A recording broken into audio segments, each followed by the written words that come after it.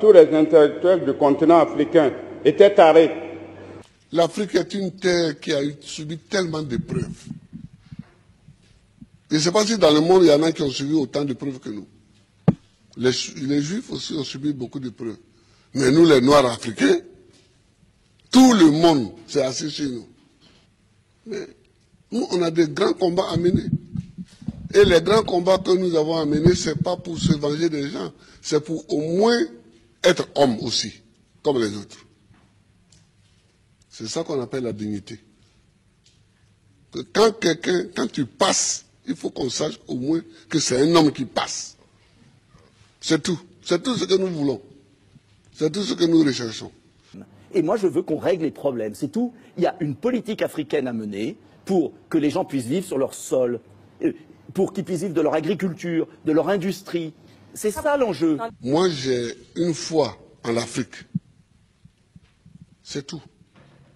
Et je fais ce qui me semble bon pour l'Afrique. C'est ça que je fais. Le reste, c'est pas important.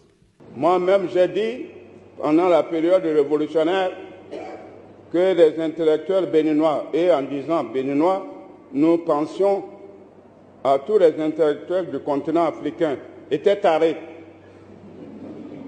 Parce qu'ils travaillent dans leur propre pays comme s'ils sont des colons. Ils sont venus exploiter leur propre pays. Ils se soucient peu du développement de leur pays. Celui qui veut être riche, il fait des affaires. Il ne devient pas professeur, il ne devient pas journaliste, il ne devient pas caméraman, il ne devient pas homme politique. Ce n'est pas des métiers où on devient riche, ça. J'ai dit souvent à mes collaborateurs que celui qui veut être riche, il ne faut pas qu'il vienne faire la politique. Si quelqu'un fait la politique et qu'il devient riche, c'est qu'il est voleur. Mais ce qui les intéresse, c'est de détourner les fonds.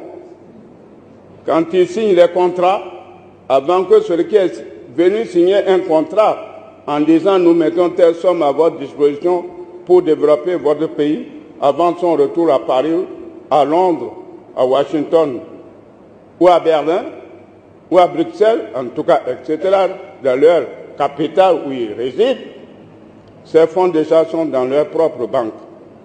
C'est ce qui fait la honte de l'Afrique. Car j'en ai assez qu'on culpabilise les Français, ils exploitent l'Afrique, ceci, cela. Les États africains sont indépendants depuis 1960. C'est un peu facile, c'est toujours la faute de la France. Ça fait 50 ans qu'il y a l'indépendance, et plus, 60 ans qu'il y a l'indépendance. C'est aussi aux Africains de se prendre en main, de gérer leur pays, et c'est pas de ma faute s'il y a de la corruption en Afrique. Moi, que si je ne passe pas les vacances en Europe, mais est-ce que je ne suis pas président? Je suis président. Si je mets mon pied sur un sol européen, c'est qu'il y a une réunion à laquelle je dois participer pour que la Côte d'Ivoire gagne quelque chose. Sinon, je cherche quoi chez les autres? Je ne cherche pas quelque chose chez les autres. Si Dieu m'a mis au monde ici, c'est que dans mon environnement ici, il y a tout ce qu'il faut pour que je vive. Tous les intellectuels du continent africain étaient tarés.